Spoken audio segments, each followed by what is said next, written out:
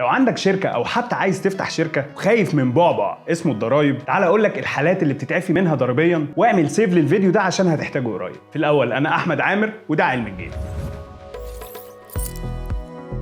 أول حاجة لازم تثبت كل مصروفاتك بفاتورة إلكترونية أو إيصال، لأن ده هيقلل الضرايب اللي عليك، ولو ما قدرتش تثبت المصروفات دي بتعتبر ربح وهتدفع عليها ضريبة. تاني حاجة اهتم بالعاملين عندك، وزع عليهم جزء من الأرباح لأنها مكسب ليك من كل النواحي، بتاخد عليها إعفاء ضريبي وبترفع معنويات الموظفين وانتمائهم لشركتك. تالت حاجة اهتم بالخدمة المجتمعية، يعني التبرع لدار أيتام أو جمعيات خيرية، وانت هنا هتفيد المجتمع وكمان هتستفاد، لأن هنا القانون بيديك 7% إعفاء ضريبي بمجرد تبرعك وإثبات ده بإيصال. رابع حاجة في 5% إعفاء ضريبي عن أي مخصصات بتشيلها على جنب، زي المخصصات علاج العاملين أو تدريبهم، ومخصصات الكوارث والديون اللي انت شاكك انك مش هتقدر تحصلها. اما خامس واخر حاجة، اشتري معدات وآلات جديدة، لانك هتستفيد بميزة في قانون الضرايب، وهي انه بيرفع لك نسبة استهلاك الآلات والمعدات الجديدة من 20% ل 45%، وطبعا نسبة الاستهلاك دي بتتعفي من الضرايب. وما تنساش ان قانون الضرايب بيديك 2% اعفاء كل سنة على استهلاك ارض شركتك او مصنعها، و10% على المباني. قول لي في الكومنتس شركتك بتعمل ايه من الحاجات دي.